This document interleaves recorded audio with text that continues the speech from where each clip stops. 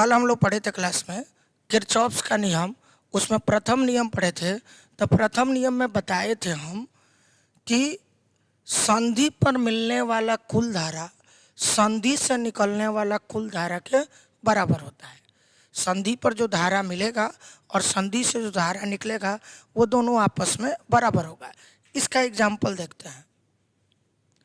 ये देखो, एक चित्र बना है जिसमें बहुत सारा धारा है। I1 संधि पर आकर मिल रहा है, I2 निकल रहा है, I3 मिल रहा है, I4 मिल रहा है, I5 निकल रहा है। तो नियम कहता है, किरचॉफ्स का नियम कहता है कि संधि पर मिलने वाला कुल धारा और संधि से निकलने वाला कुल धारा आपस में बराबर होता है। तो मिलने वाले को पहले लिखेंगे। मिलने वाला कौन है? I1। और कौन मिलने वाला है? I3 मिल रहा है प्लस I3। और कौन मिल रहा है? I4 मिल रहा है प्लस I4 बराबर मिलने वाला I1 है, I3 है, I4 है। निकलने वाला धारा है I2 प्लस I5। यही है किरचॉफ्स का प्रथम नियम, जिसे संधि नियम कहते हैं, जंक्शन नियम कहते हैं। यह नियम कहता है कि संधि पर जितना धारा मिलेगा या संधि से जितना धारा निकलेगा वो दोनों धारा आपस में बराबर होगा। इस पर हम लोग क्वेश्चन बनाते हैं, बिहार बोर्ड में पूछा भी गया है। क्वेश्चन पूछा था, दिए गए परिपथ में आई का मान ज्ञात करें।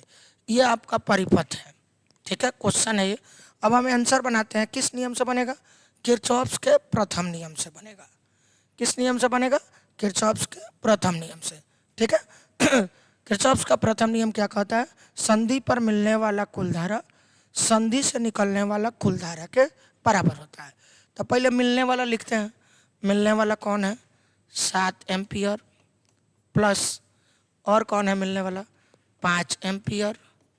और कौन है मिलने वाला? प्लस 2 एम्पियर बराबर संधि से निकलने वाला कुल धारा। निकलने वाला कौन कौन है? आई निकल रहा है। और क्या निकल रहा है? 3 एम्पियर निकल रहा है। कोई दिक्कत? मिलने वाला 7, 5, 2। निकलने वाला आई और क्या? 3 एम्पियर। सॉल्व करते हैं तो आई का मान निकलेगा 7, 5, 12 और 2 14 एम्पियर बराबर आई प्लस 3 एम्पियर। ये 3 एम्पियर इधर लाएंगे तो 14 एम्पियर माइनस 3 एम्पियर बराबर आई। इसलिए आई बराबर 14 में से 3 गया 11 एम्पियर आंसर होगा। ये बिहार बोर्ड का पूछा हुआ क्वेश्चन है। अब इसी तरह एक और क्वेश्चन बनाते हैं। देखो, अब ये क्वेश्चन है, इसमें आई का मान निकालना है। अब हम डायरेक्ट बनाते हैं, नियम तो समझा दिए कैसे लिखना है। तो बोलो मिलने वाला धारा बोलो पहले। मिलने वाला कौन है? 8 एम्पियर प्लस और कौन है? आई प्लस और मिलने वाला कौन है? 20 बराबर निकलने वाला धारा कौन है? 12 और क्या? 4।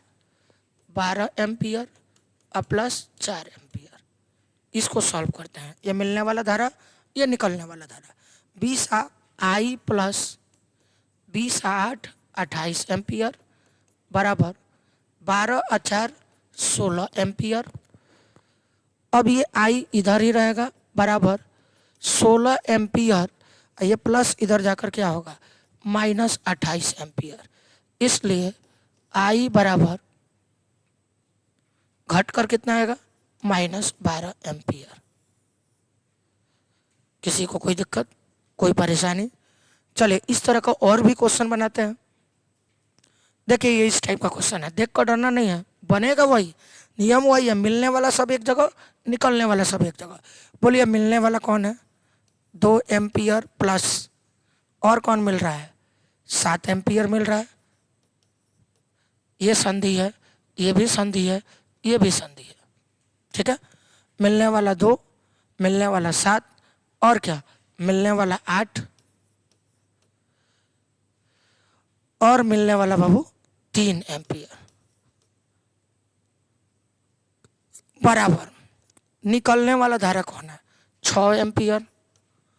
और कौन निकल रहा है बाबू? प्लस आई, और कौन निकल रहा है? 11 एम्पियर, 11 एम्पियर निकल रहा है।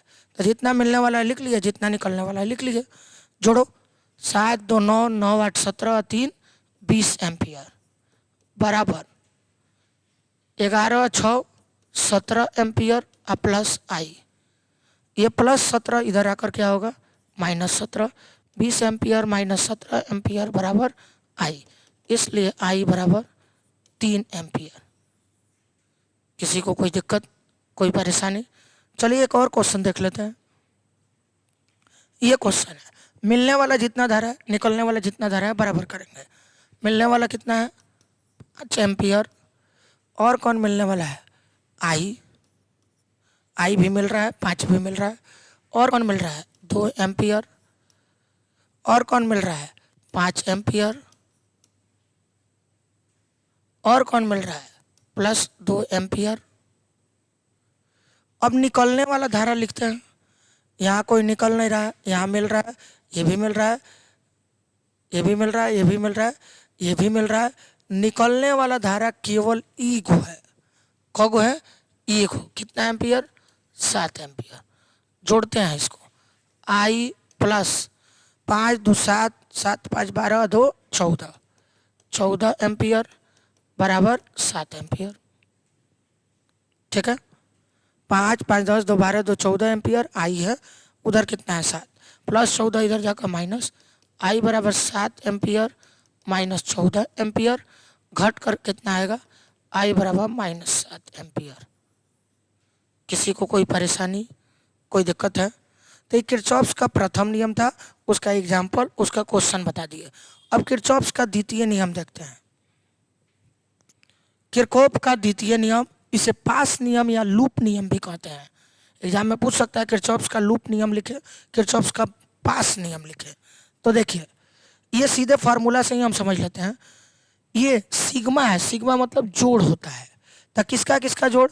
आई मतलब धारा और प्रतिरोध, बीच में कुछ नहीं है तो गुणा है। तो धारा और प्रतिरोध के गुणनफल का जोड़ ईएमएफ के जोड़ के बराबर होता है। यहाँ देखो डेफिनेशन वही है, किसी बंद परिपथ में धारा और प्रतिरोध के गुणनफल का जोड़ परिपथ के सिरों पर लगे विद्युतवाहक बल मतलब ईएमएफ के क्या होता है? विद्युतवाहक बल को क्या बोलते हैं? ईएमएफ। सीधे यहीं से समझिए, धारा और प्रतिरोध के गुणनफल का जोड़ ईएमएफ के योग के बराबर होता है। इसका एक और डेफिनेशन होता है, किसी बंद परिपथ में सभी विभवांतर या ईएमएफ का बीजगणितीय योग शून्य होता है। किसी बंद परिपथ में सभी विभवांतर या ईएमएफ का बीजगणितीय योग शून्य होता है। तो ये भी डेफिनेशन है, ये भी डेफिनेशन है। क्वेश्चन इस पर बनेगा, कल हम पढ़ाएंगे व्हीटस्टोन ब्रिज, तो इस पर बनेगा सभी विभवांतर और ईएमएफ का जोड़ क्या होता है? शून्य होता है। किरचॉफ्स का प्रथम नियम आवेश संरक्षण के सिद्धांत का पालन करता है, लेकिन किरचॉफ्स का द्वितीय नियम ऊर्जा संरक्षण के सिद्धांत का पालन करता है। किरचॉफ्स का प्रथम नियम किसका पालन कर रहा था? आवेश संरक्षण के सिद्धांत का, लेकिन किरचॉफ्स का द्वितीय नियम ऊर्जा संरक्षण के सिद्धांत का पालन करता है। क्लियर है बाबू? बात समझ में आया? कोई परेशानी? आज के लिए यहीं क्लास ओवर होता है, बाकी इसका नोट्स टेलीग्राम पर डाल दिया जाएगा। क्लियर है? Class over.